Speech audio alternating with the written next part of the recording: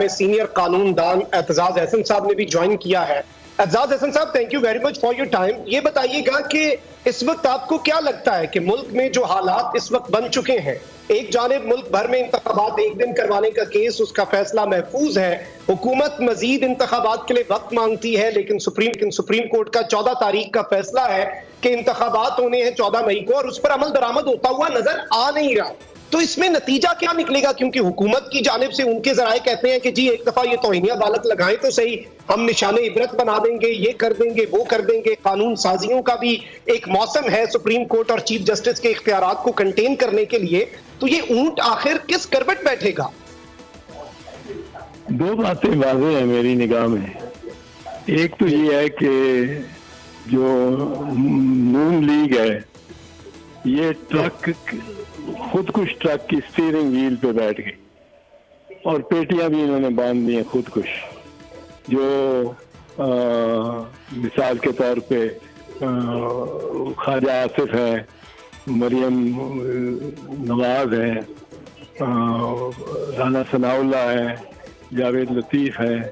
انہوں نے ایسی ایسی باتیں کی ہیں جو آدمی سوچ بھی نہیں سکتا کہ کبھی ہوئی ہوں، ہو سکتی ہیں۔ اور فلور آف پارلیمنٹ کو چھوڑ دیں، اس کی چلو تقدیر ہے۔ میں خود پارلیمنٹیرین رہا ہوں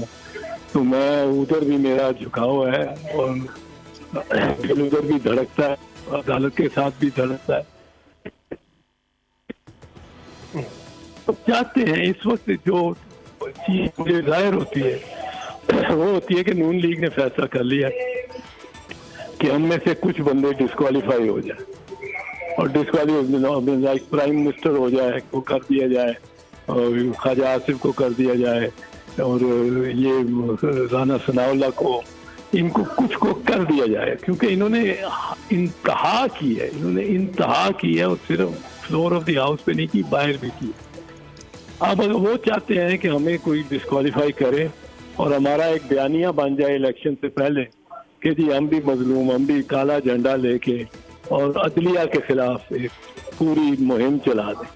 اور ظاہر ہے ان کے ساتھ جو دینے والے طاقتیں ہیں جو نظریہ ضرورت کی حامی رہی ہیں، جو نظریہ ضرورت سے استفادہ حاصل کرتی رہی ہیں، چاہے وہ 200 کا کیس ہو، چاہے وہ میاں مولوی تمیز الدین کا کیس ہو، چاہے وہ ضیاء الحق کا کیس ہو، چاہے وہ مشرف کا کیس ہو، جو فریق نظریہ ضرورت، کیونکہ نظریہ ضرورت کیا کہتا ہے، سمپلی جو فریق نظریہ ضرورت، کیونکہ نظریہ ضرورت کیا کہتا ہے، سمپلی نظریہ ضرورت کہتا ہے کہ آئین کا یہ تقاضا ہے، اور بڑا واضح ہے، ہم مانتے ہیں آئین کا یہ تقاضا ہے، اور ہم مانتے ہیں کہ آئین کا تقاضا ہے کہ 90 دن کے اندر الیکشن ہونے چاہیے، جب اسمبلی تحلیل ہوتی ہے اس کے 90 دن کے اندر، مانتے ہیں۔ لیکن نا اس وقت یہ ضرورت اس کی ہے کہ ہم سیم ڈے الیکشن کر لیں، ہم ضرورت اس کی ہے کہ ہم اس کو کولنگ آف پیریڈ دیں۔ وہ بھائی پنجاب میں تو 90 دن کے بعد آج وہ کیئر ٹیکر ہی لیگل ہو گیا، ساری گورننس ہی لیگل ہے۔ آپ چائے کی پیالی منگاتا ہے جو چیف منسٹر اور دستخط کرتا ہے وہ اس کے انلیگل ہے۔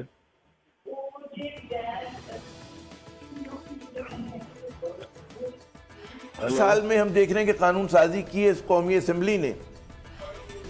اس کو آپ کس نظر سے دیکھ رہے ہیں؟ کیونکہ اندازہ یہ ہو رہا ہے کہ وہ صرف کہتے ہیں کچھ لوگوں کو فائدہ پہنچانے کے لیے کی گئی ہے۔ بھی جو حالیہ، میں چاہوں گا پہلے تو آپ اس پہ کومنٹ کیجئے کہ جو Supreme Court review of judgment bill انہوں نے لے کر آئے ہیں گزشتہ روز، اس میں مطلب ہے کہ یہ کہ جی کہتے ہیں ماضی میں جھانکتے ہوئے آپ جو ہے وہ سو موٹو ایکشن پہ یا 184 کے اوپر آپ ریویو کر سکتے ہیں۔ تو آپ کے خیال میں کس چیز کی تیاری ہو رہی ہے؟ یعنی کہ کوئی کیس ہماری کلوجر کی طرف جا ہی نہیں رہا، مطلب ہے کہ جتنا بینیفٹ آپ پہنچا سکتے ہیں ملزموں کو، مجرموں کو، اس کو پہنچانے کی کوشش ہو رہی کیا ہے یہ پارلیمنٹ جو کر رہی ہے؟ نہیں، یہ کلوجر ہی ہو جائے گا نا کیسز کا، اگر ان کے یہ امینڈمنٹس کو تسلیم کر لے سپریم کورٹ۔ جی، اور سپریم کورٹ کی یہ بات ہے جو مجھے ایک تو خیر مجھے سمجھ نہیں آئی کہ کس طرح اور آئندہ کس طرح ہوگا یہ سیم ڈے الیکشن۔ کیا آئندہ یہ تو چلو ہو گئی ایک سیم ڈے، کھینچ لیا آپ نے پنجاب اسمبلی کو، انلیگل ایڈمنسٹریشن کو 2 مہینے 2.5 مہینے کھینچ لیا، جولائی تک، جب تک آپ اس کو रिजॉल्व नहीं करते, समझते या टाइम पीरियड नहीं शुरू होता 90 दिन का। और क्या इसका नाम है, इसी तरह खैबर का भी। पर दो चार चीज़ें हैं। एक तो ये है कि ये इलीगल गवर्नमेंट को आप किस तरह स्वाय नजरिया ज़रूरत के और तो किसी सूरत उसको नहीं कर सकते वैलिडेट जी, उसको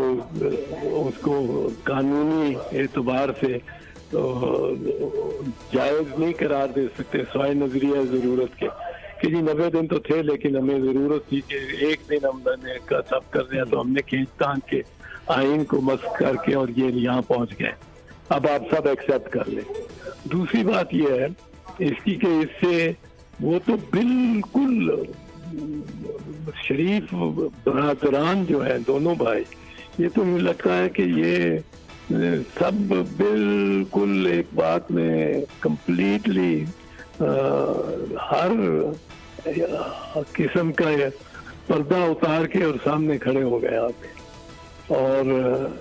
पूरे अपने कस के जिस्म को और जी। तो ये तो अब खबर नहीं, इनके तो इरादे ही है, पर इनके ब्याह साहब मेरी बात ये याद रखें इनके इरादे ही हैं। आपने अभी ये फरमाया कि आपका दिल ज़ाहिर पार्लियामेंटेरियंस के साथ आप सेनेटर रह चुके हैं। ये बताइए जो कानून साजी मैं फिर दोहराऊंगा 1 साल में हुई है, वो क्या कुछ लोगों को फायदा पहुंचाने के लिए हुई है? उसकी माजी में कोई मिसाल मिलती थी कि मुझे नहीं समझ में आता, चाहे वो नए कवानीन में तरमीम हो या सुप्रीम कोर्ट के वाले से जो तरमीम कर रहे हैं, वो तमाम की तमाम ये है कि जनाब किसी तरह से हमारे निज़ाम अदल को आप डैमेज कर दें और जो लोग जिन्होंने संगीन बदनुमानी का इर्तिकाब किया है उनको किसी तरह से फैसिलिटेट करें। लगता है कि पार्लियामेंट जो है वो बदनुमान अफराद के साथ जो है सहूलतकार बन गई है। इस पर मैं चाहूँगा आप कमेंट करें जी प्लीज़। इस पर मैं अर्ज करूँगा, पहली बात तो ये है कि अमूमी तौर पे ये समझा जाता है कि जो लेजिस्लेशन है या प्यूटेटिव लेजिस्लेशन है जिस पे जो भी एक्ट दी शक्ल दी जिसने इख्तियार की उसको अदालतें उसमें नहीं जा सकती। और इसमें एक मेरे खिलाफ हुआ केस है, 12 जजेस का फैसला, ये इलेक्शन 1990 के इलेक्शन में से अराइज किया था और वो एक केस है 1989 का। तो उसमें उन्होंने कहा कि अदालत नहीं करती सस्पेंड किसी लॉ को। अब अदालत ने उससे बड़े बेंच के तहत एनआरओ केस में हिस्बा एक्ट आपको याद होगा जब आ रहा था, हिस्बा बिल, सरहद, ये उस वक्त सरहद कह रहे थे, सरहद की असेंबली जो है वो हिस्बा बिल ला रही थी और उससे नफाज शरीयत उनके मुताबिक जो शरीयत है, मेरे मुताबिक नहीं होगी पर उनके मुताबिक जो MMA की गवर्नमेंट थी उन